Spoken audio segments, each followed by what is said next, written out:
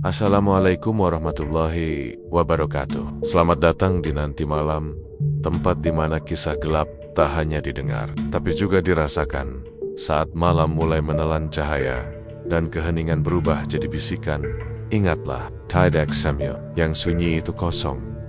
Ada yang mengintai, ada yang menunggu, dan ada yang ingin didengar. Duduk yang tenang, matikan lampu, dan biarkan cerita ini merasuk perlahan.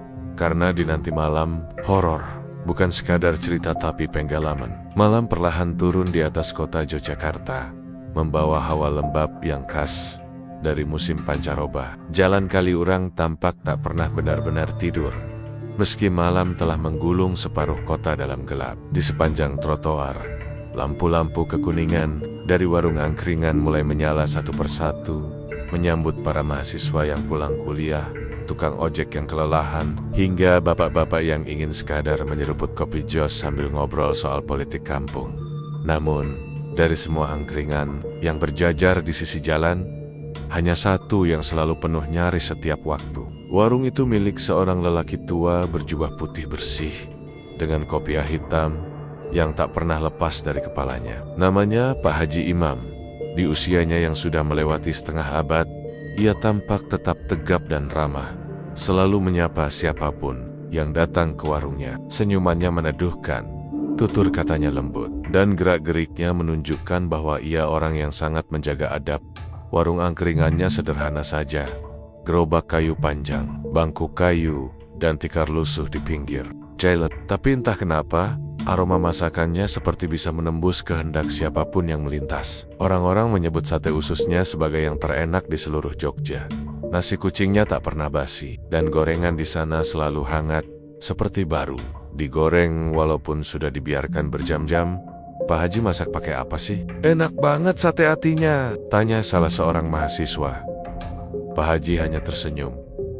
Alhamdulillah mas, yang penting ikhlas dan doa. Jawaban yang selalu sama, tak pernah berubah. Yang menarik, tak peduli hujan atau panas, warung itu selalu ramai. Bahkan di malam Jumat sekalipun, saat kebanyakan angkringan lain memilih tutup lebih awal, warung Pak Haji Imam justru makin ramai. Tak sedikit yang mengatakan bahwa itu semua berkat keberkahan dari Allah. Karena Pak Haji dikenal taat ibadah, sering bersedekah, dan juga sering membantu warga sekitar. Namun, tak semua orang percaya pada cerita itu. Ada bisik-bisik kecil dari para penjual angkringan lain. Masak bisa sih? Buka belum sebulan, langsung diserbu pelanggan kayak gitu? Celetuk salah satu pedagang. Katanya dulu dia pernah dagang bakpia di Malioboro, bangkrut, terus hilang beberapa bulan. Katanya ke Gunung Merapi buat bertapa. Bisik seorang pedagang tua yang sudah belasan tahun berdagang. Cerita-cerita itu hanya angin lalu bagi kebanyakan orang. Mereka lebih memilih percaya bahwa Pak Haji memang orang baik. Dan karena kebaikannya, maka rezekinya pun dilimpahkan. Lagi pula, siapa yang peduli asal muasal kesuksesan selama perut kenyang dan kantong tak jebol. Namun ada satu hal yang kerap dianggap ganjil oleh orang-orang yang jeli. Warung Pak Haji tak pernah terlihat merekrut pegawai. Tapi setiap malam, makanan datang silih berganti. Sate, gorengan, nasi kucing semuanya selalu ada dalam jumlah banyak dan hangat. Bahkan saat pelanggan terus berdatangan hingga larut malam, stok tak pernah habis. Yang bekerja di sana pun cuma 1-2 anak muda yang katanya bantu-bantu saja. Mereka tidak pernah bertahan lama, hanya sebulan, paling lama 2 bulan. Lalu, tak terlihat lagi. Ketika ditanya, Pak Haji hanya berkata bahwa mereka kembali ke kampung. Suatu malam, seorang pemuda bernama Wawan datang melamar kerja. Ia berasal dari daerah Wonosari, baru putus kuliah karena orang tuanya tak mampu lagi membayar. Wawan mendengar warung Pak Haji Imam sering butuh bantuan, jadi ia memberanikan diri datang, membawa surat lamaran yang ditulis tangan. Pak Haji menerima Wawan dengan ramah. Bahkan malam itu juga, ia langsung diajak bekerja. Di sini sederhana, Wan, yang penting bersih, jujur, dan jangan banyak tanya. Kalau ada yang aneh-aneh, diam saja. Paham, ujar Pak Haji dengan nada serius.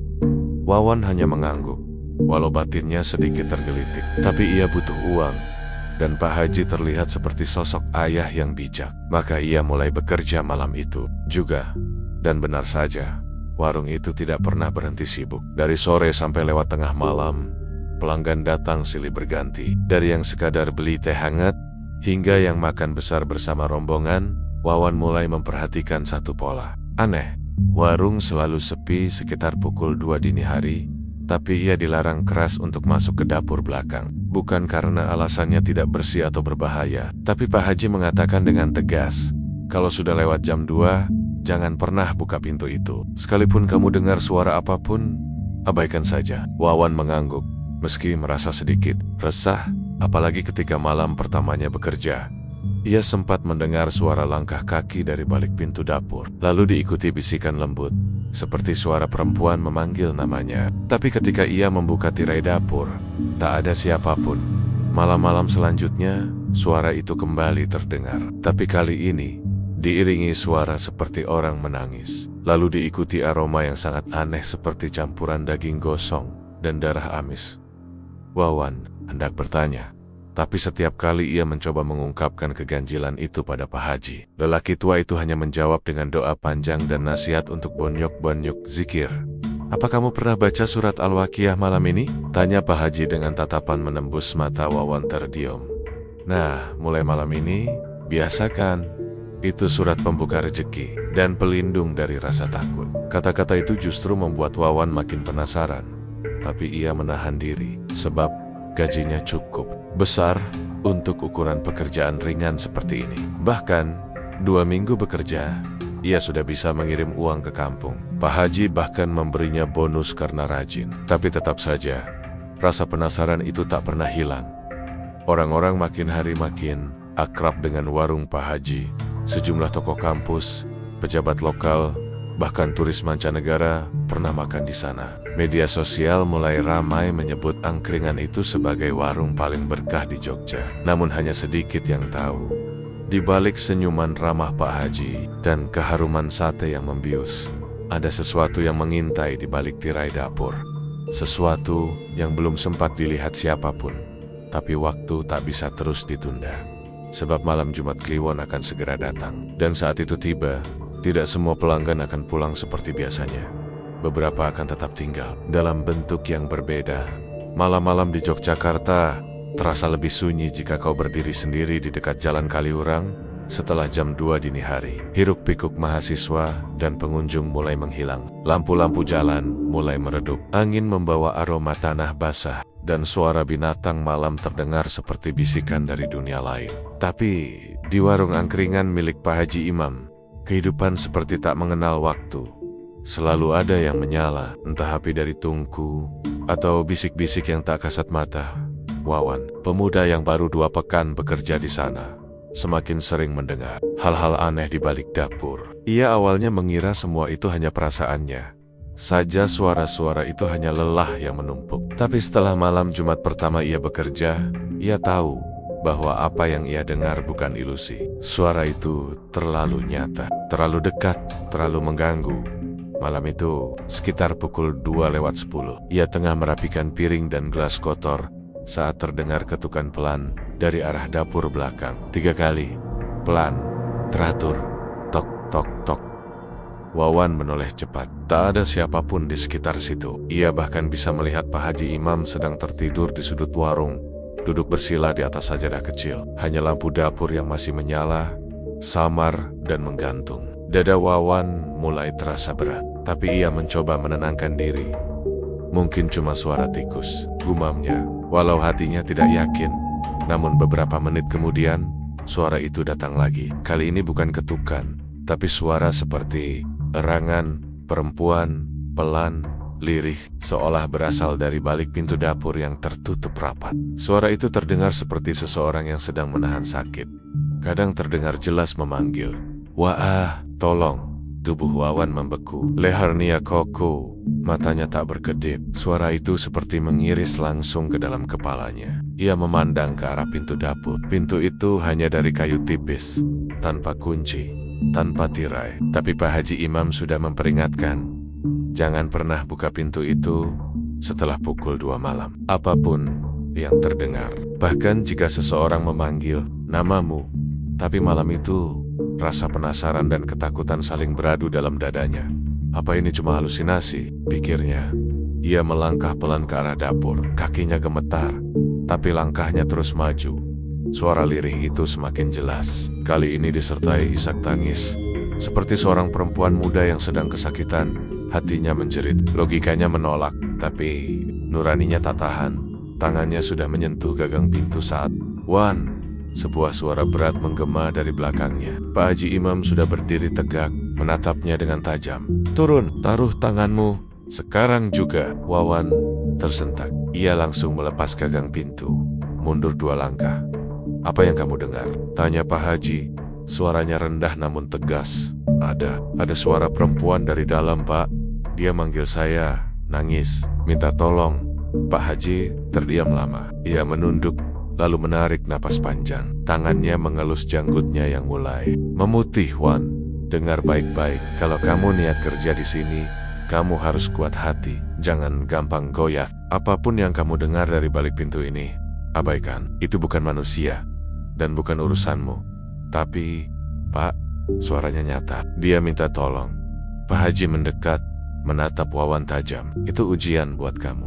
Ujian buat hatimu. Kalau jawab, kamu bukakan pintu, maka bukan hanya dia yang masuk, tapi semua yang ikut bersamanya. Dan tidak semua dari mereka bisa kau usir kembali."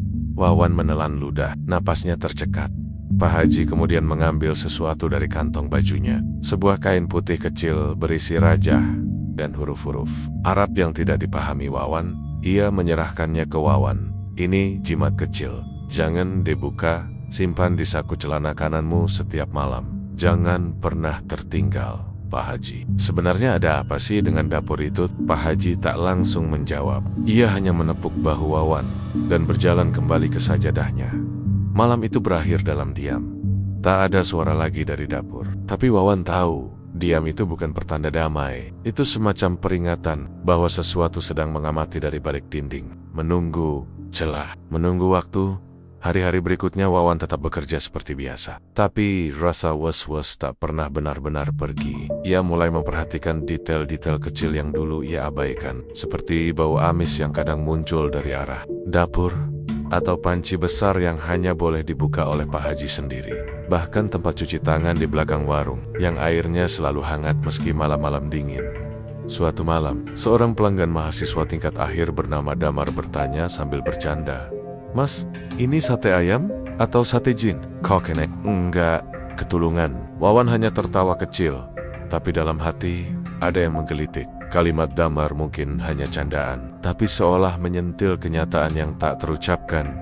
Di malam lainnya, seorang ibu tua yang lewat sambil membawa dagangan jamu sempat berhenti di depan warung, lalu memandangi gerobak Pak Haji dengan tatapan heran. "Loh, tempat ini toh masih ada rupanya." "Kenapa, Bu?" tanya Wawan. Ibu itu hanya geleng-geleng pelan sambil berjalan menjauh. "Dulu juga ada warung di tempat ini, bertehen lolu. Ramai juga, tapi tiba-tiba lenyap. Enggak bersisa, kayak ditelan bumi." Wawan menatap ke arah warung. Sekilas ia melihat bayangan hitam bergerak cepat di balik tirai dapur. Jantungnya berdetak kencang. Malam itu, ia tak bisa tidur. Ia mencoba membaca doa-doa pendek, tapi setiap kali matanya terpejam, suara perempuan itu muncul lagi. Tapi kali ini tidak dari dapur, melainkan dari mimpinya. Perempuan muda berbaju lusuh, wajahnya pucat, matanya memohon, bibirnya bergerak tanpa suara, namun jelas mengucapkan satu kata, "Tolong." Wawan terbangun dengan tubuh basah oleh keringat. Jam menunjukkan pukul 3 pagi. Ia menoleh ke arah jendela kamar kontrakannya. Di sana, di balik tirai yang bergerak pelan, ia melihat sesuatu berdiri diam. Wajah perempuan itu. Separuh tubuhnya hilang. Mata hitamnya menatap langsung ke mata Wawan. Dan sebelum ia bisa berteriak, makhluk itu menghilang. Pagi harinya, Wawan memutuskan datang lebih siang ke warung. Tapi so tiba, Pak Haji Imam sudah menunggunya. "Kamu mimpi dia ya?" Wawan terdiam, matanya membelalak. Pak Haji menghela napas. "Kamu sudah dipilih. Kalau kamu kuat, kamu bisa bertahan. Tapi kalau hatimu goyah, kamu bisa jadi seperti dia." "Dia siapa, Pak?" tanya Wawan lirih. Pak Haji menatapnya tajam. "Tumbal yang gagal." Beberapa malam setelah Wawan mengalami mimpi ganjil itu, Ia mulai merasa bahwa waktu di warung angkringan Pak Haji Imam berjalan lebih lambat dari biasanya. Meskipun jam menunjukkan pukul 11 malam, suasananya seperti dini hari.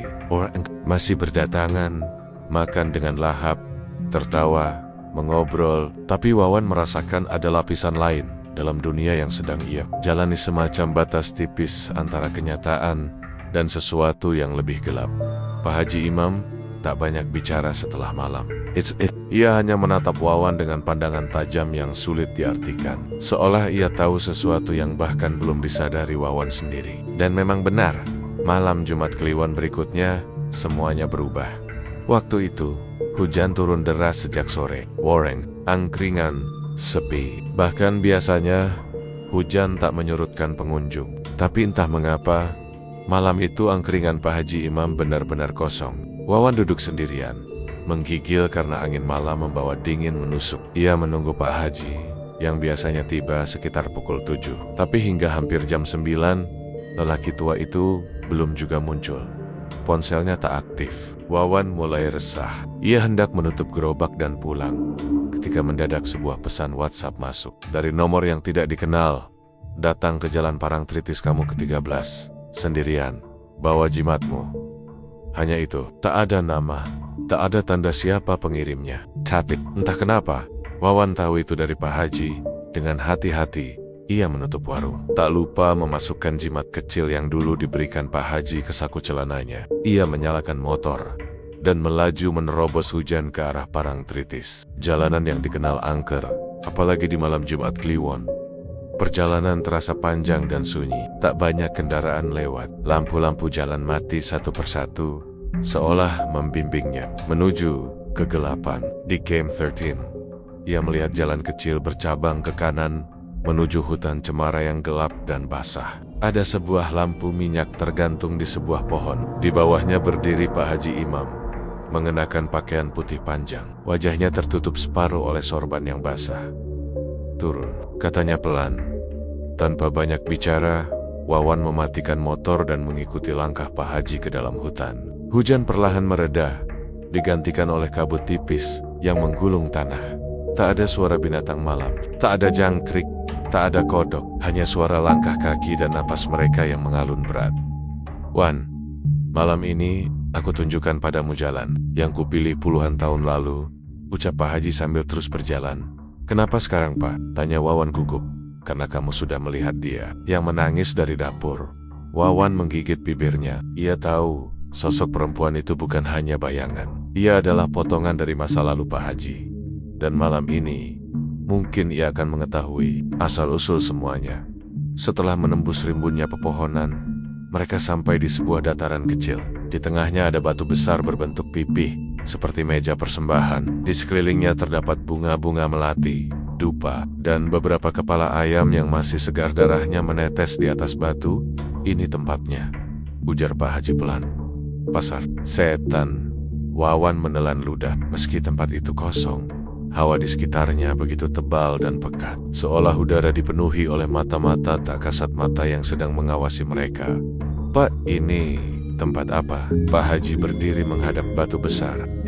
Dulu, waktu aku jatuh miskin, aku datang ke sini. Seorang dukun tua dari Parangtritis yang menuntunku. Ia bilang di sini ada tempat bertemunya penjaga perantara dan manusia. Kalau mau kaya cepat, tinggal serahkan sesuatu. Tapi sembarangan, harus darah, harus tumbal orang, bisik Wawan ngeri.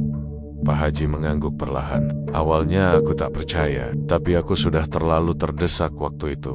Semua harta habis, anak sakit, istri minggat. Aku hanya punya dendam dan kehendak untuk membalas hidup. Wawan diam. Malam semakin dingin. Pak Haji mulai mengisahkan semuanya. Malam pertama ia melakukan ritual. Ia hanya membawa seekor kambing dan membaca mantra dari dukun tua itu. Tidak terjadi apa-apa. Tapi malam kedua, ia bermimpi didatangi makhluk berwajah mirip manusia, namun bermata serigala. Kulitnya kelabu, lidahnya menjulur panjang. Makhluk itu berkata, "Jika kau ingin warungmu ramai, kau harus berani. Beri kami 1 jiwa setiap malam Jumat Kliwon. Kami akan beri kau segalanya."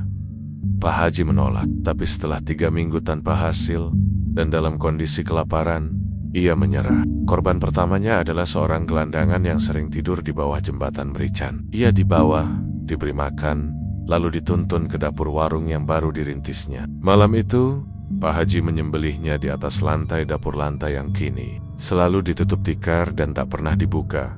Sejak itu, warungnya mulai ramai. Dalam sebulan, pelanggan berdatangan. Dalam setahun, ia menjadi legenda. Tak ada yang tahu bahwa setiap malam Jumat Kliwon, satu orang akan masuk ke warungnya dan tak pernah keluar lagi. Kadang mereka orang tak dikenal, kadang pemuda tersesat, tapi 1-2 kali mereka orang biasa, seperti Rina, mahasiswi, lugu, baik. Tapi malam itu dia datang sendirian. Dan aku tak punya pilihan. Pak Haji mulai gemetar. Matanya berkaca-kaca. Dia menolak mati. Arwahnya menolak pergi. Karena dia meninggal dengan ketakutan. Dengan memohon. Makhluk-makhluk itu tak bisa menelan ketakutannya. Jadi rohnya terperangkap di dapur. Wawan tak bisa berkata-kata. Lidahnya keluh. Tenggorokannya kering. Malam ini, lanjut Pak Haji. Aku ingin lepas dari semua ini, tapi perjanjian tak bisa diputus begitu saja. Salah satu dari kita harus menggantikan. Wawan menoleh cepat. Maksudnya, saya Pak. Pak Haji menggeleng. Bukan kamu, tapi aku sendiri. Aku sudah tua, sudah terlalu banyak dosa. Ia mengeluarkan pisau kecil dari balik jubahnya, lalu duduk di depan batu besar itu. Bibirnya bergetar melafalkan sesuatu yang tak dimengerti Wawan. Langit gelap mulai berdenyut, kabut menebal, udara bergetaruan. Kalau aku tak kembali, kunci dapur ada di bawah sajadah. Buka saat malam Jumat berikutnya. Biarkan arwah mereka pergi. Bakar tungku tua itu. Setelah itu, tutup warung. Jangan buka lagi. Jangan biarkan siapapun datang. Wawan hendak mencegahnya, tapi suara gaib mulai menggema dari bawah tanah. Batu besar itu mulai bergetar. Pak Haji memejamkan mata, mengangkat pisau, lalu menusukkan ke dadanya sendiri. Darah memancar deras, tubuhnya jatuh menelungkup di atas batu.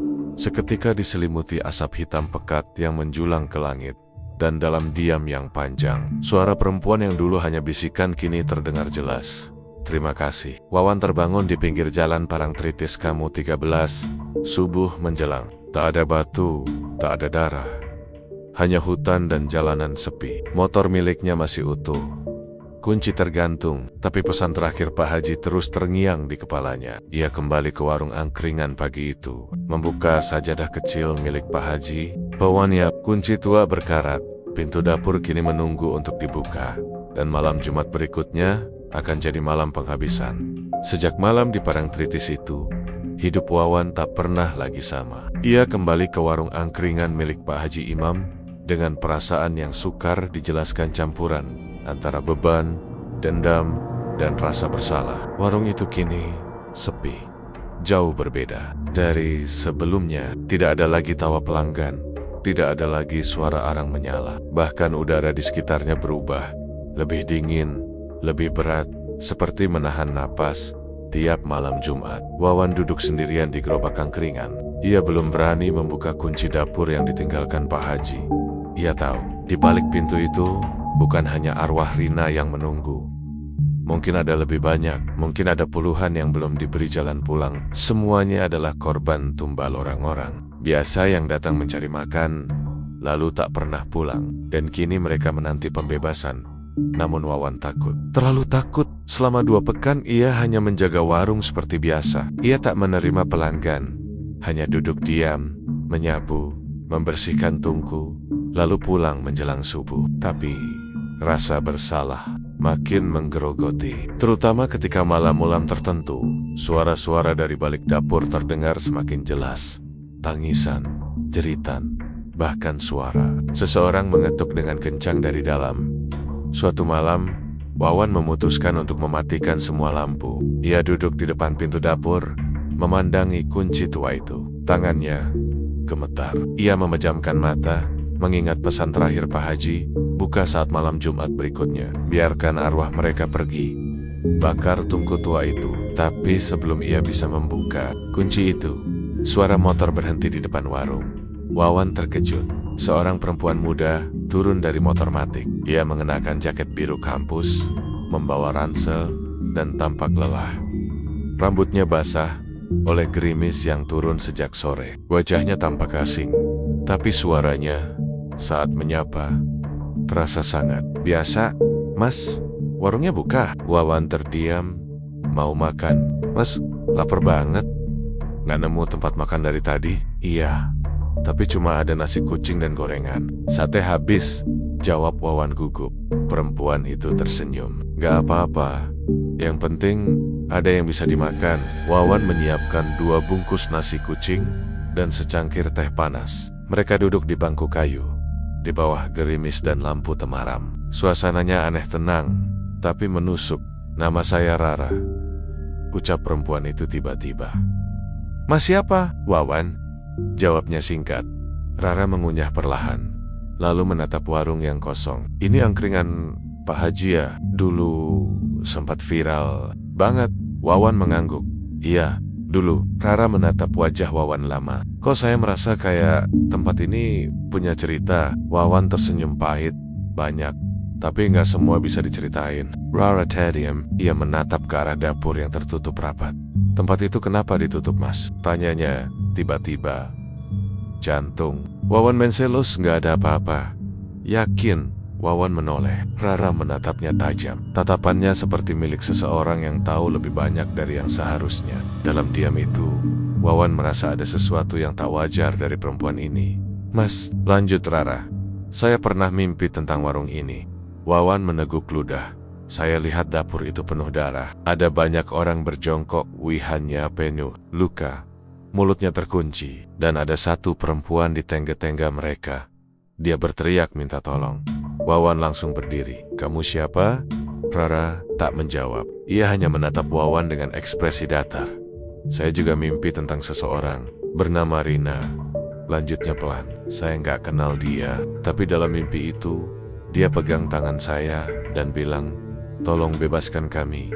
Wawan hampir tak bisa bernapas. Suasana mendadak menjadi dingin, luar biasa. "Aku pikir itu cuma mimpi," ujar Rara lagi. "Tapi waktu iseng cari-cari internet, aku nemu satu artikel tua tentang mahasiswi UGM yang hilang misterius 5 tahun lalu. Namanya Rina. Terakhir terlihat makan sendirian di angkringan Pak Haji." Wawan menunduk. Suaranya pelan dan berat. Dia korban pertama yang bukan gelandangan. Dia satu-satunya yang arwahnya belum bisa pergi. "Kenapa?" "Karena dia masih sadar saat disembelih," ucap Wawan lirih. "Dia tahu dia akan mati. Dia melawan." Awalnya tak diterima. Ia bukan hanya takut, dia dendam. Rara terdiam lama. Angin bertiup kencang. Lampu warung berkedip pelan. Lalu Rara berdiri. "Buka pintunya, Mas." "Apa?" "Sekarang, malam ini, kita bebaskan mereka." Wawan ragu, tapi suara itu kembali bergema di kepalanya. Buka saat malam Jumat berikutnya. Ia mengambil kunci tua dari saku celananya. Tangan kirinya gemetar. Rara berdiri di belakangnya, diam, tegas.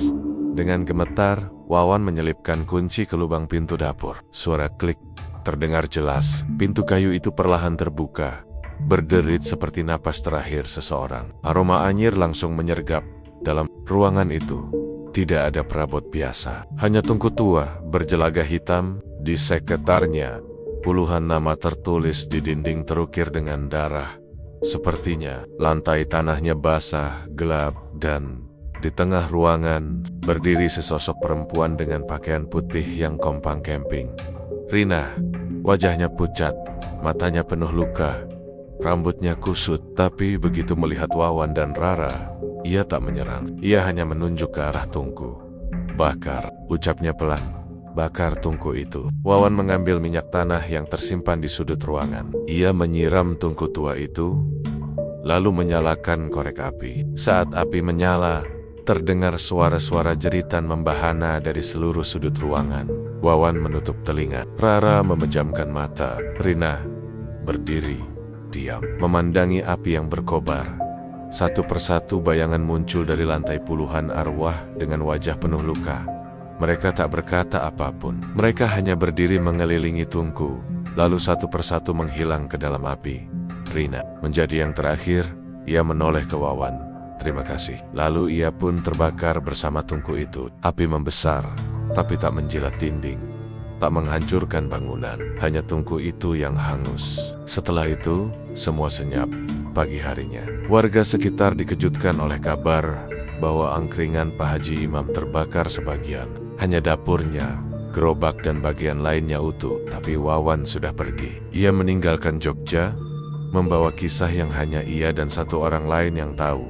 Rara, yang kini kembali ke rutinitasnya sebagai mahasiswi, seringkali duduk di taman kampus, memandangi langit malam, sambil memegang sebuah benda kecil sepotong kayu hitam, bekas tungku angkringan. Wawan, entah di mana, membawa rahasia yang tak akan pernah bisa ia ceritakan. Tapi satu hal yang pasti, warung itu tak akan buka lagi. Dan mereka yang dulu terperangkap, kini sudah bebas. Namun bisik-bisik tetap ada. Kadang, pada malam Jumat Kliwon, warga masih mencium aroma sate dari arah warung yang kosong, atau mendengar suara perempuan menangis, meski bangunan itu sudah tak berpenghuni. Dan satu bangku di warung itu, yang menghadap ke dapur, tak pernah bisa dibersihkan. Bekas darahnya tak pernah hilang, seolah menjadi penanda. Disinilah pelanggan terakhir pernah duduk, dan disinilah semuanya berakhir.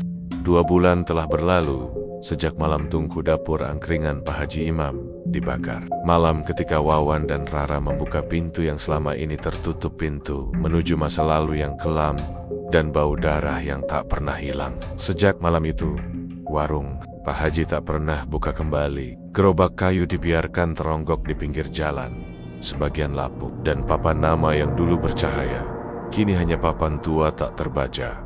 Namun yang namanya tempat dengan sejarah, apalagi sejarah kelam, tak pernah benar-benar mati. Cerita terus hidup, dari mulut ke mulut, dari warung kopi ke tongkrongan kampus, hingga akhirnya sampai ke telinga seseorang yang punya kebiasaan mencium keganjilan dari tempat paling tak terduga. Pak Triono, seorang dosen biologi forensik di salah satu universitas negeri di Yogyakarta.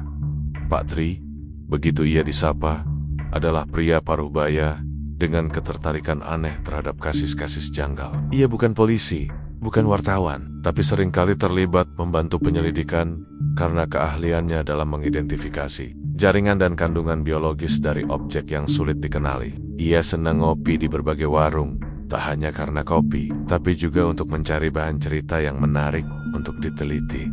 Suatu sore, saat duduk di salah satu warung kopi langganannya dekat kampus, seorang penjaga parkir tua bercerita tentang angkringan yang dulu ramai tapi kini terbengkalai. Ceritanya terdengar biasa saja, sampai Pak Tri mendengar satu kalimat yang memicu rasa penasarannya. Dulu sate usus di situ enak banget, Pak, tapi rasanya aneh lembut banget, kayak bukan usus ayam. Pak Tri tertawa kecil waktu itu, tapi benaknya mulai bekerja. Ia bukan orang yang mudah percaya pada mitos, tapi ia tahu setiap rasa yang tak biasa pasti punya penjelasan. Beberapa hari kemudian, Pak Tri mendatangi warung kosong itu. Ia berdiri di depan gerobak yang sudah mulai berjamur lalu memondangi bagian dapur yang sebagian hangus. Ia melihat batu bata bekas tungku, beberapa besi arang, dan sebuah papan talenan tua yang masih menggantung. Ia mengambil sampel kayu dari bagian dalam dapur, lalu juga mengumpulkan sisa arang yang masih bisa diambil dari tanah. Setelah itu, ia pulang dengan raut wajah yang tak biasa, penuh tanya. Di laboratoriumnya, ia mulai menguji beberapa sampel. Namun yang paling mencengangkan adalah sisa-sisa protein dari papan talenan dan arang dapur. Hasilnya menunjukkan adanya komponen jaringan biologis yang tidak biasa ditemukan di dapur makanan biasa. Bahkan, secara mengejutkan, ada kandungan jaringan otot manusia bukan dalam jumlah besar, tapi cukup untuk menandakan pernah ada kontak langsung antara daging manusia dan alat masak tersebut. Pak Tri terpaku. Ia mencoba kembali mengecek beberapa sumber. Ia mencari berita-berita lama soal orang hilang di sekitar area Jalan Kaliurang. Dan ternyata, ada cukup banyak laporan orang hilang dari mahasiswa, pemuda kampung, hingga gelandangan yang tak pernah terpecahkan. Sebagian terakhir terlihat makan atau berada di sekitar angkringan Pak Haji Imam. Di saat yang sama, rasa penasaran itu mulai berubah menjadi rasa gelisah. Ia teringat seorang mantan mahasiswanya, Rina, yang pernah jadi topik hangat karena menghilang tanpa jejak 5 tahun lalu. Ia pun mulai menggali lagi kasus itu dan menemukan fakta bahwa Rina adalah pelanggan tetap angkringan Pak Haji. Pak Tri tak mau langsung menyimpulkan. Ia tahu tak ada yang akan percaya jika ia hanya datang membawa hasil laboratorium. Soksi, maka ia pun menyebar cerita kecil di media sosial, semacam urban legend seputar warung angkringan Pak Haji. Cerita itu mulai viral, banyak yang memberi tanggapan, tapi satu komentar membuatnya terpaku. Saya pernah kerja di situ, tapi saya disuruh tutup mulut. Ada yang aneh di dapurnya. Saya keluar sebelum terlalu jauh. Komentar itu datang dari akun anonim. Tapi Pak Troy cukup lihai melacak. Ia akhirnya menemukan bahwa pemilik akun itu adalah Wawan, mantan pekerja angkringan yang kini tinggal di daerah Prambanan. Tanpa pikir panjang, Pak Tri mendatangi Wawan.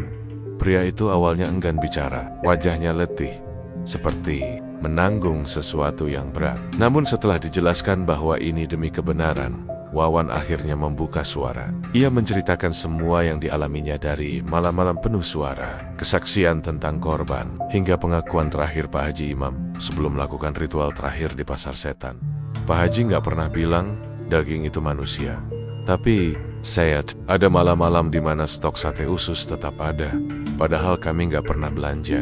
Dan dagingnya beda, ujar Wawan dengan suara serak. Pak Tri mengangguk perlahan. Kalau begitu, katanya pelan, kita tidak sedang membicarakan warung biasa. Ini semacam warisan kegelapan. Wawan menunduk. Saya sudah bakar tungkunya. Arwah mereka sudah bebas. Tapi saya nggak tahu apakah semua sudah benar-benar selesai. Pak Tri paham. Ia tidak berniat membuka kembali luka itu. Tapi ia tak bisa membiarkan fakta bahwa ratusan orang mungkin telah memakan sesuatu yang berasal dari dosa besar tanpa mereka tahu. Kalau masyarakat tahu, bisa rusuh, kata Wawan. Dan kalau kita diam, sejarah akan mengubur semuanya seolah tak pernah terjadi, jawab Pak Tri. Akhirnya mereka sepakat Pak Tri akan mengarsipkan semua temuannya secara rahasia. Ia tak akan merilis ke publik, tapi ia menuliskan sebuah laporan yang detail, disertai bukti, untuk disimpan sebagai dokumentasi. Laporan itu diberi judul sederhana, Analisis Forensik Angkringan Pak Haji Imam, Jejak Biologis, Kehilangan, dan Ritual Pesugihan di Yogyakarta. Beberapa bulan kemudian, laporan itu menjadi bagian dari koleksi khusus di perpustakaan fakultas, disimpan dalam lemari terkunci dengan catatan akses terbatas. Hanya dosen dan peneliti tertentu yang boleh membacanya. Sebagian menganggapnya fiksi, sebagian lagi menganggapnya lelucon. Tapi bagi mereka yang tahu, itu adalah bukti sunyi dari sebuah kisah yang lebih dari sekadar misteri. Wawan, setelah semua itu, memilih untuk pergi dari Jogja. Ia menetap di kota kecil di Jawa Timur, membuka warung kecil yang banner-banner bersih tanpa jimat, tanpa mantra, tanpa syarat. Ia hanya menjual apa yang banner-banner ia masak sendiri. Dan setiap malam Jumat Kliwon, ia tak pernah membuka warung. Ia menyalakan lampu kecil, duduk di dalam rumah, dan berdoa dalam diam. Sementara itu, warung tua di Jalan Kaliurang tetap berdiri. Kini tak terurus. Papan namanya hampir roboh, tapi kadang seseorang lewat dan mencium bau sate terbakar, atau suara perempuan tertawa pelan dari dalam dapur yang hangus. Orang-orang menyebutnya ilusi, tapi bagi Pak Tri dan Wawan, itu adalah jejak. Jejak dari sesuatu yang pernah hidup dan pernah disajikan di atas piring. Sejak meninggalkan Jogja, Wawan hidup sederhana. Ia membuka warung kopi kecil di sebuah desa di kaki Gunung Wilis, daerah yang tenang dan jauh dari keramaian kota. Warungnya hanya berupa bangunan semi permanen dengan meja kayu panjang dan rak. Kopi sachet, tak ada gerobak angkringan, tak ada lampu petromas seperti dulu, dan yang paling penting tak ada dapur tertutup. Wawan selalu memasak di depan pelanggan. Semua bahan mentah diletakkan terbuka di meja, dan ia tidak pernah memasukkan siapapun ke area belakang. Ia masih teringat jelas aroma dapur Pak Haji Imam yang selalu menguar wangi menyengat seperti daging dibakar dengan darah. Dan ia bersumpah dalam hati dan doanya untuk tak pernah lagi menyentuh yang tak jelas asal-usulnya. Beberapa bulan pertama berjalan damai. Penduduk desa mulai akrab dengan Wawan. Mereka menyukai kopi buatannya dan cerita-cerita konyolnya tentang masa mudanya di Jogja. Namun kedamaian itu mulai retak ketika malam Jumat Kliwon datang kembali. Malam itu, Wawan menutup warung lebih awal. Angin dingin berhembus kencang, dan langit diselimuti awan tebal. Meski tak ada tanda-tanda hujan, ia baru saja mematikan lampu warung dan hendak masuk ke kamar. Ketika terdengar suara ketukan di pintu belakang, ia tertegun. Tak ada siapapun yang seharusnya datang dari arah belakang. Pintu itu langsung menghadap ladang dan semak-semak. Tak ada akses jalan. Ketukan itu pelan, tapi ritmis. Seperti seseorang mengetuk dengan sendok kayu. Tok, tok. Jantung Wawan berdetak cepat. Ia mencoba menenangkan diri. Mungkin tikus atau batang pohon kena angin, pikirnya. Tapi detak itu terlalu teratur untuk disebut kebetulan. Dan bau itu datang lagi. Aroma daging terbakar, persis seperti yang dulu. Ia hirup setiap malam di angkringan Pak Haji. Wawan menahan napas. Ia tidak membuka pintu. Ia hanya berdiri di baliknya, mendengarkan. Sampai suara ketukan itu berhenti. Lalu sunyi. Namun tak lama kemudian, dari dapur, terdengar suara kompor menyala. Padahal, ia tidak pernah menyalakan kompor gas di malam hari. Dan tabung gas sudah ia lepas. Dengan gemetar, Wawan meraih senter dan berjalan menuju dapur. Ia membuka pintu perlahan dan melihat kompor yang menyala dengan api biru terang. Dan di atasnya, sebuah panci tua berisi daging mendidih, mendesis, dan menyemburkan aroma aneh. Ia panik. Ia buru-buru mematikan kompor, lalu melempar panci keluar rumah. Namun saat ia membuka jendela untuk melempar, ia melihat bayangan seseorang berdiri di tengah ladang. Bayangan itu mengenakan sarung dan peci, seperti Pak Haji Imam, dan memegang tusuk sate di tangan kanan. Wawan mundur perlahan, menutup jendela, lalu berdoa tanpa suara. Malam itu, ia tidak tidur. Ia hanya duduk di dekat jendela, berjaga sambil menggenggam tasbih peninggalan ibunya. Tapi bayangan itu tak pernah berdiri di tempat yang sama sampai fajar menyingsing. Keesokan harinya, warga menemukan jejak kaki di ladang, mengarah dari rumah Wawan ke arah hutan kecil. Jejak itu besar, dan anehnya, seperti bekas telapak kaki telanjang yang terbakar. Wawan mulai, apakah ini bentuk lain dari kutukan yang belum selesai? Apakah ia benar-benar telah terbebas setelah membakar tungku di warung Pak Haji dulu? 3 malam kemudian, keanehan kembali terjadi. Warungnya kedatangan pembeli pertama yang tidak ia kenal. Seorang pria kurus dengan kulit pucat dan mata sayu, mengenakan jaket hitam dan topi lusuh. Ia duduk diam di pojok meja, tak memesan apa-apa, hanya berkata pelan, "Satenya belum matang." Wawan merasa bulu kuduknya berdiri. Ia tak pernah menjual sate di warung ini. Namun pria itu terus mengulang kata yang sama. "Satenya belum matang, masih bau darah." Kemudian, pria itu bangkit dan berjalan keluar warung. Tapi, yang membuat Wawan hampir pingsan adalah darah yang menetes dari mulut pria itu ke lantai, membentuk jejak merah sampai ke jalan tanah di luar.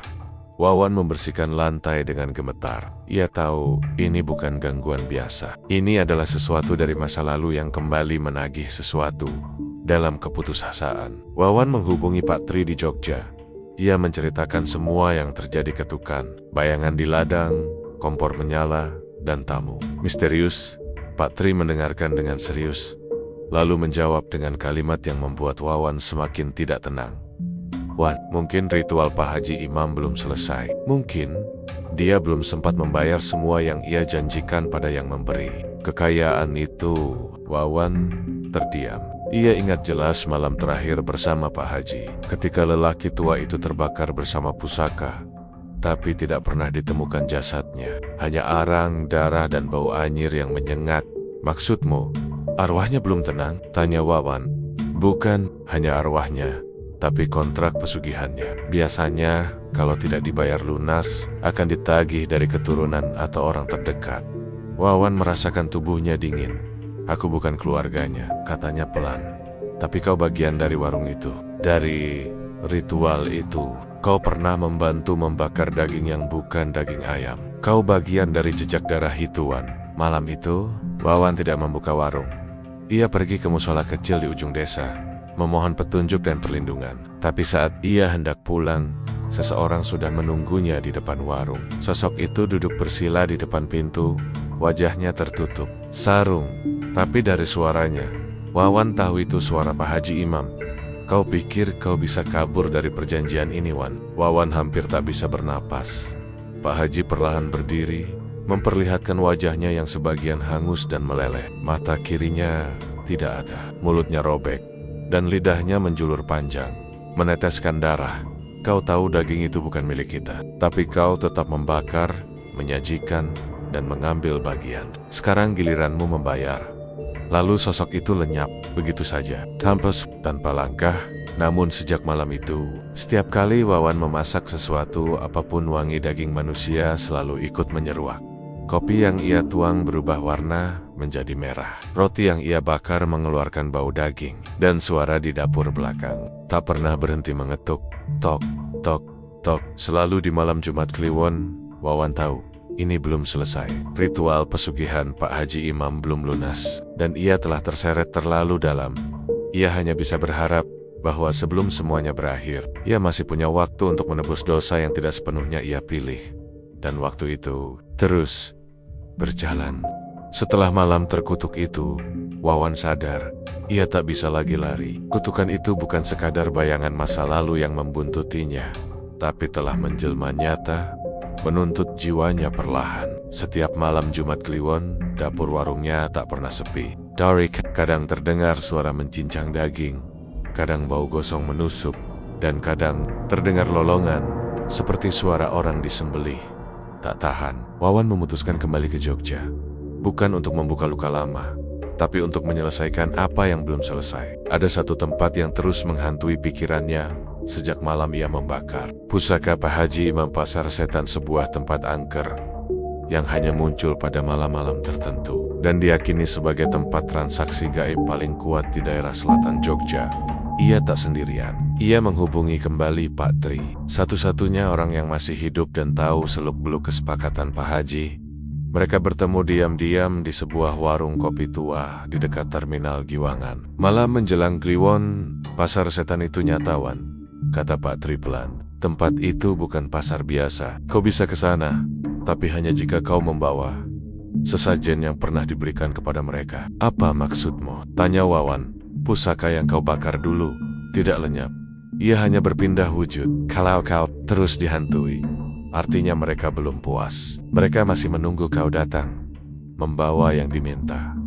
Wawan menunduk. Ia tak punya pusaka itu, tapi ia ingat satu benda yang belum pernah ia bakar, kuali besar dari dapur angkringan, yang dulu selalu digunakan Pak Haji untuk memasak sate paling laris. Tanpa menunggu waktu lama, mereka pergi ke lokasi warung lama Pak Haji. Tempat itu kini menjadi lahan kosong, tak terurus, ditumbuhi semak liar dan dipenuhi batang-batang bambu patah. Tapi Wawan tahu letak gudang kecil di belakang. Dan benar saja di sana tersimpan kuali besi tua, berkarat dan berbau amis. Sot di sana, kuali itu terasa hangat, seperti masih digunakan. Kita bawa malam ini, kata Pak Tri tegas. Pasar setan akan muncul setelah tengah malam. Kita harus sampai di sana sebelum jam 2 pagi. Perjalanan menuju lokasi pasar setan tidak mudah. Mereka harus menyusuri jalan kecil di daerah Imogiri, lalu masuk ke jalur setapak yang tak ada dalam peta. Menurut legenda, pasar itu hanya bisa ditemukan oleh mereka yang diundang atau punya hutang jiwa. Wawan memenuhi dua syarat itu. Udara malam semakin pekat, dan suara jangkrik perlahan lenyap, digantikan oleh keheningan mencekam. Saat jam menunjukkan jam 1:11 dini hari, mereka tiba di tengah hutan jati. Tidak ada apa-apa di sana. Tapi ketika mereka melangkah lebih dalam, kabut tipis mulai turun, dan lampu-lampu temara muncul satu persatu, menggantung tanpa tiang, membentuk lorong menuju sebuah area terang di ujung sana. Wawan memegang kuali itu erat. Langkahnya berat, tapi dorongan rasa bersalah dan keinginan untuk menebus dosa membuatnya terus melangkah. Dan di sanalah pasar setan muncul. Bukan pasar dengan pedagang biasa, tapi tempat itu dipenuhi makhluk-makhluk aneh. Beberapa tampak seperti manusia tapi bermata tiga. Beberapa lagi hanya bayangan gelap yang menjual benda-benda menyeramkan. Tengkorak bayi, jantung masih berdetak, rambut manusia dalam botol, bau dupa dan darah bercampur di udara. Wawan berjalan pelan menuju satu lapak paling ujung. Di sana duduk seorang lelaki tua berbaju putih dengan wajah yang tak terlihat jelas. Di hadapannya terdapat meja batu, dan di atasnya buku catatan hutang Wawan bin Samin, ujar lelaki itu tanpa membuka mulut. Suaranya terdengar langsung di dalam kepala. Ya, jawab Wawan pelan. Kau membawa sesajen yang tertunda? Deng, gemetar. Wawan meletakkan kuali tua itu di atas meja. Lelaki itu menyentuhnya, lalu tersenyum samar.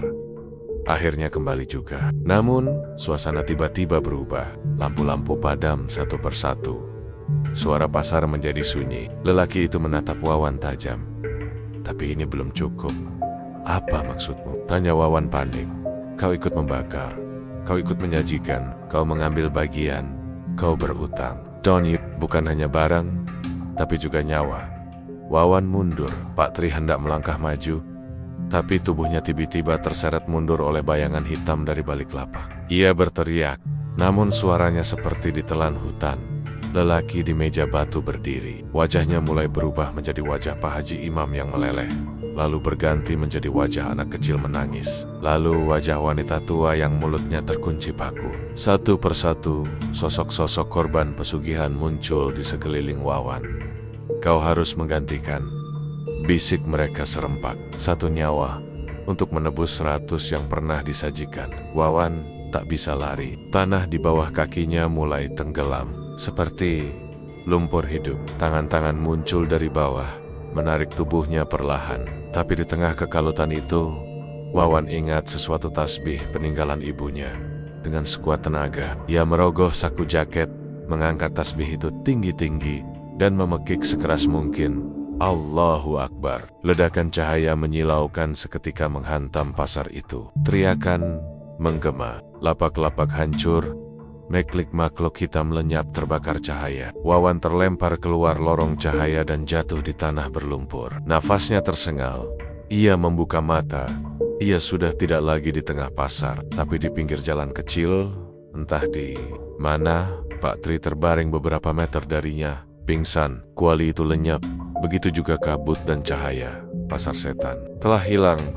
Sejak malam itu, gangguan berhenti. Tidak ada lagi ketukan di dapur. Tidak ada lagi bau daging. Tidak ada lagi tamu misterius. Wawan kembali membuka warungnya dengan tenang. Ia tidak lagi menjual makanan, hanya kopi dan roti. Semua dimasak terbuka, disaksikan oleh pelanggan. Namun, ia tahu, kedamaian ini bukan akhir. Ini hanyalah tangguhan, bukan penghapusan. Sesuatu yang lebih besar sedang menunggu, karena ia pernah melihat catatan itu di pasar setan dan namanya belum dicoret. Wawan kini rajin beribadah lebih kusuk. Dari sebelumnya, ia tak lagi memburu kekayaan. Ia hanya ingin tenang sebelum waktunya benar-benar datang. Dan entah mengapa, setiap kali malam Jumat Kliwon tiba, ia tetap tidak bisa tidur nyenyak. Karena jauh di lubuk hatinya, ia tahu perjanjian dengan iblis tidak pernah benar-benar berakhir. 3 bulan sudah berlalu sejak Wawan selamat dari pasar setan. Ia pikir semuanya telah berakhir. Ia mencoba membangun kembali hidupnya dengan cara yang bersih. Warung kopi kecilnya di pinggiran Magelang mulai ramai. Tidak ada lagi sate atau nasi. Kucing yang dulu menjadi andalan warung angkringan peninggalan Pak Haji Imam, kali ini ia hanya menjual kopi tubruk, gorengan, dan mie instan. Semua dibuat dengan tangan sendiri, tanpa bantuan makhluk halus atau pesugihan. Ia menjaga kebersihan, doa sebelum buka warung, dan menyumbang ke masjid setiap Jumat. Namun, tenang itu hanya sementara. Malam itu, Jumat Kliwon, Wawan terbangun dengan dada sesak. Mimpinya aneh. Ia melihat Pak Haji Imam duduk bersila di tengah api.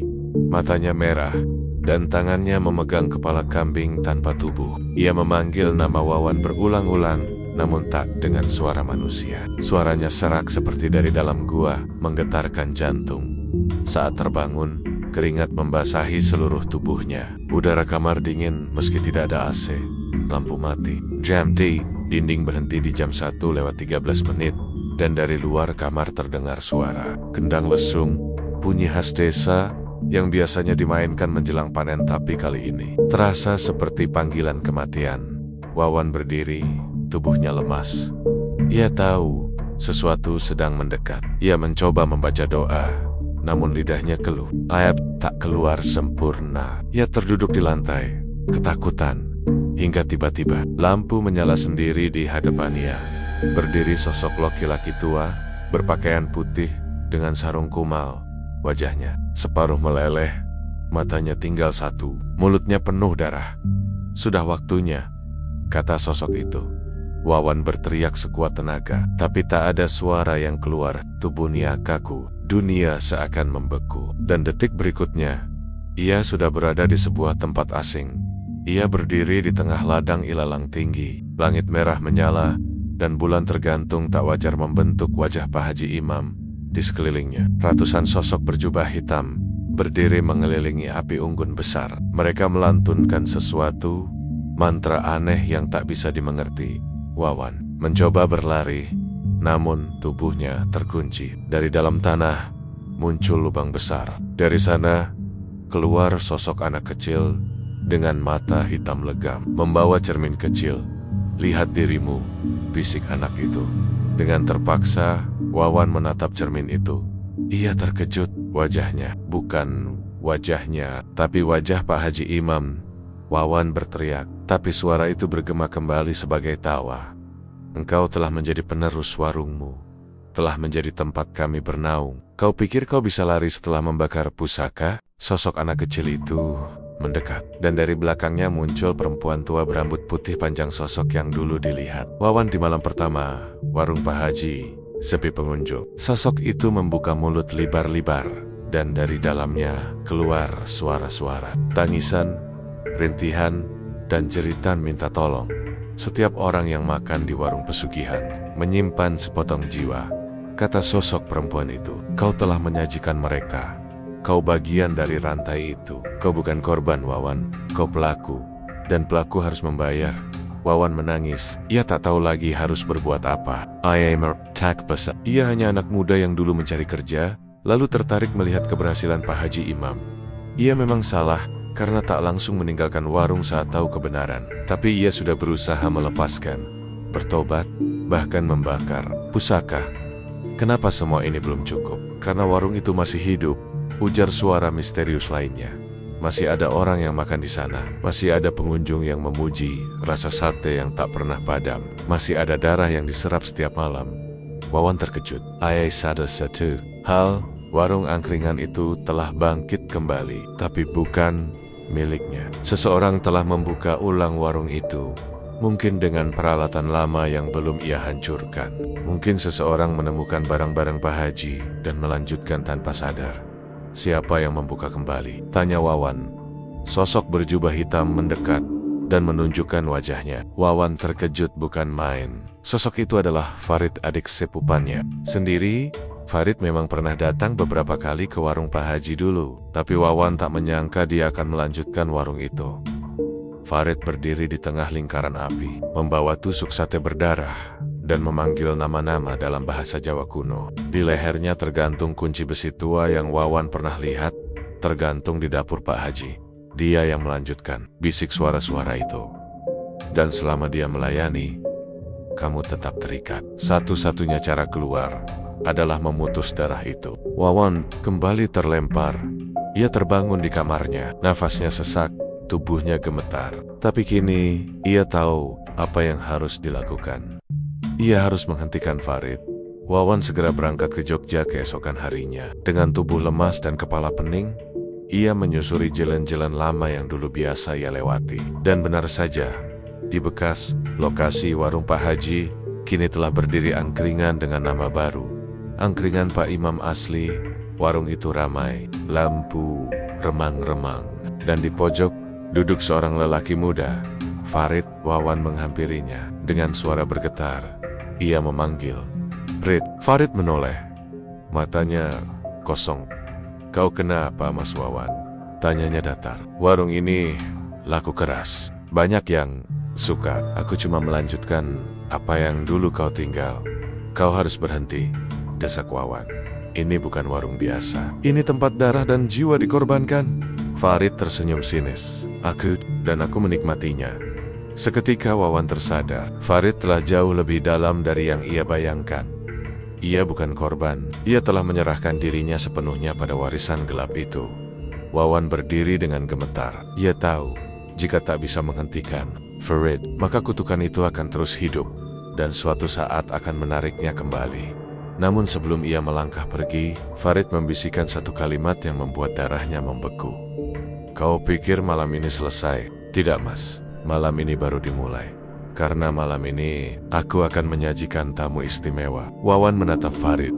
Di belakangnya, ia melihat seorang ibu muda dengan anak kecil sedang menunggu pesanan. Dan di dapur, api menyala tinggi, mengeluarkan aroma yang ia kenal betul.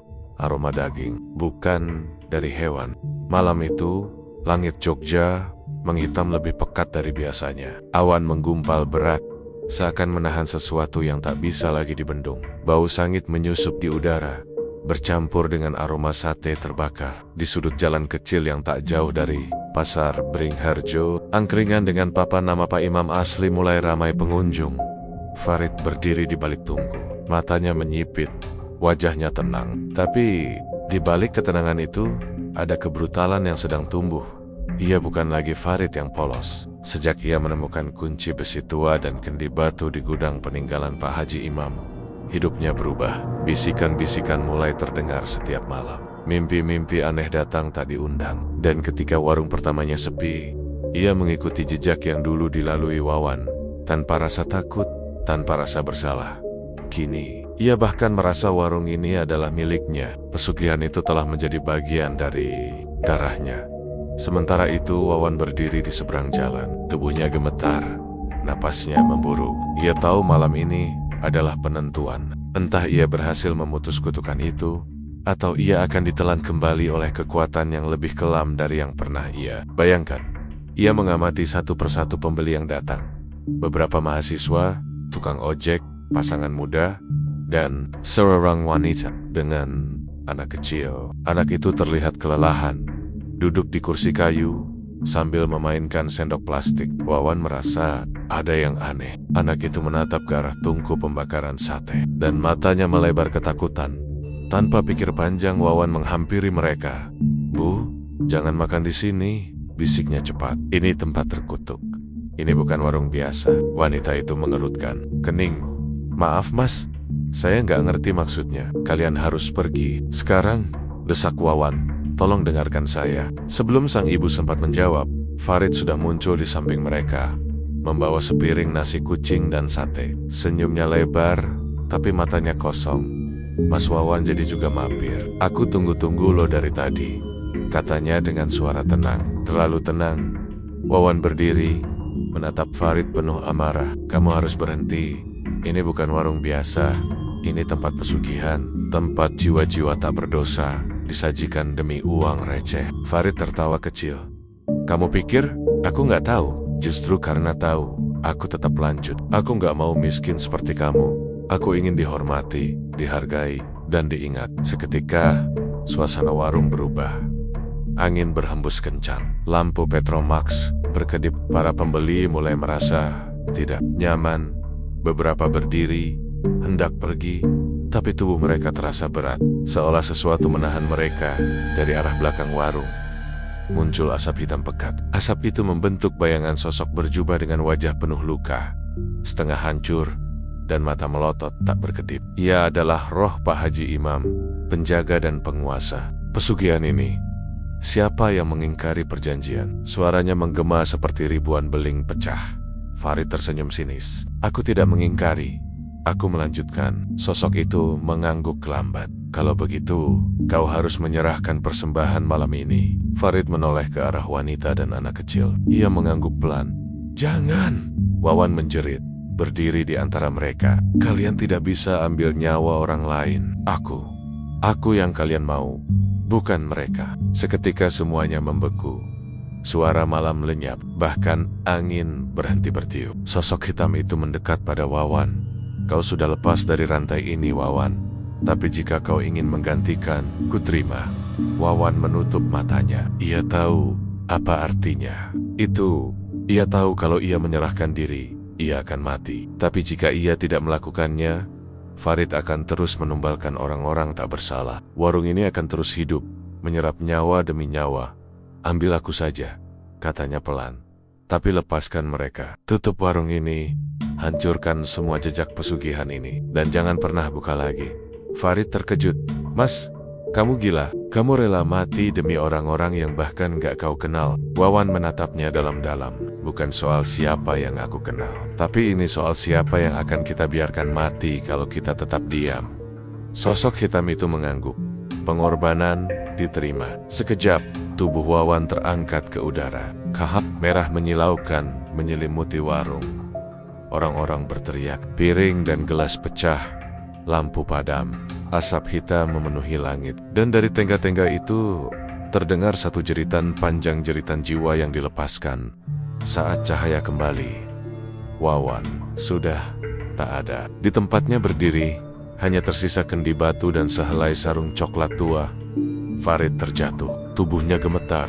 Ia menangis seperti anak kecil. Warung itu seketika hancur, terbakar dari dalam. Tak ada yang bisa menjelaskan penyebabnya. Tapi malam itu, angkringan Pak Imam asli lenyap dalam satu ledakan sunyi.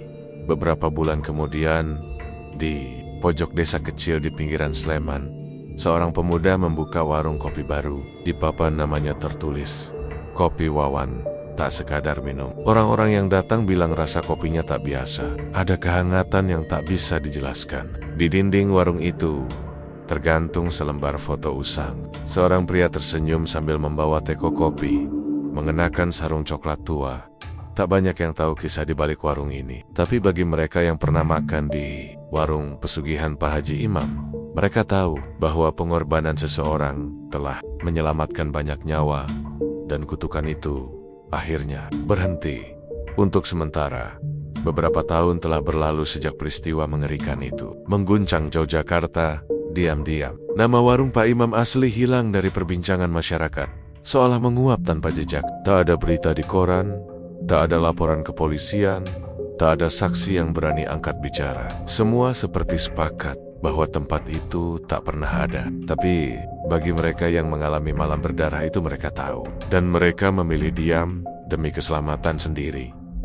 Wawan telah tiada. Tubuhnya memang tak pernah ditemukan, namun kisah pengorbanannya tetap hidup, meski hanya dari mulut ke mulut. Warung kopi milik adik sepupunya warung kopi Wawan masih bertahan hingga kini. Pelanggannya datang bukan hanya untuk rasa kopi yang khas, tapi juga untuk atmosfer hangat yang tak bisa dijelaskan. Beberapa merasa seperti sedang diawasi oleh seseorang yang tak terlihat, tapi selalu merasa aman.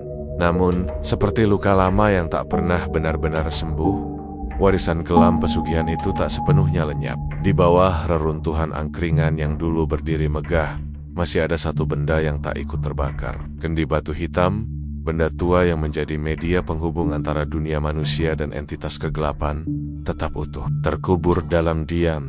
Pada suatu malam, seorang pemulung tua yang tak tahu apa-apa tengah mengais besi tua di bekas area warung tersebut. Tanpa sengaja, ia menggali sesuatu yang keras. Ia menemukan kendi batu yang sudah retak, namun masih terasa dingin dan berat. Ia membawanya pulang, mengira itu bisa dijual sebagai barang antik. Tapi sejak malam itu, hidupnya berubah drastis. Ia mendadak kaya raya, mendapat warisan tak jelas dari kerabat jauh, diberi kontrakan kosong yang ternyata penuh penyewa. Warung kecil yang ia buka di belakang rumahnya tak pernah sepi pembeli. Orang-orang memujinya karena ramah dan sederhana. Namun tak ada yang tahu, di setiap malam Jumat Kliwon, ia selalu menghilang dari rumahnya, pergi entah kemana. Membawa kendi itu. Di desa tempat tinggalnya, mulai terdengar suara tangis anak kecil dari bawah tanah. Kucing-kucing kampung mati secara misterius. Penduduk mulai merasakan keanehan, mimpi buruk, suara langkah kaki saat tengah malam, dan rasa haus yang tak pernah terpuaskan meski sudah minum berulang kali. Dan dari kendi yang telah retak itu, suara yang dulu dibungkam kini mulai terdengar lagi. Satu jiwa tak cukup. Kami masih lapar. Kami akan kembali dengan wajah baru. Catatan penutup: pesugihan bukan sekadar mitos atau kisah warisan nenek moyang. Ia hidup dari keserakahan manusia, tumbuh dalam ketakutan, dan mengakar di dalam janji-janji yang tak pernah bisa ditepati. Selama masih ada yang haus kekayaan tanpa usaha, selama masih ada yang ingin dihormati tanpa keringat, maka akan terus mencari inangnya. Jadi lain kali kau mampir ke warung di tengah malam, di pinggiran jalan yang sepi. Lihat baik-baik pada penjualnya. Apakah dia menatapmu seperti manusia biasa? Atau seperti seseorang yang sedang menilai apakah jiwamu pantas untuk dijadikan tumbal? Karena yang terkubur tak pernah benar-benar tidur. Mereka hanya menunggu giliran berikutnya.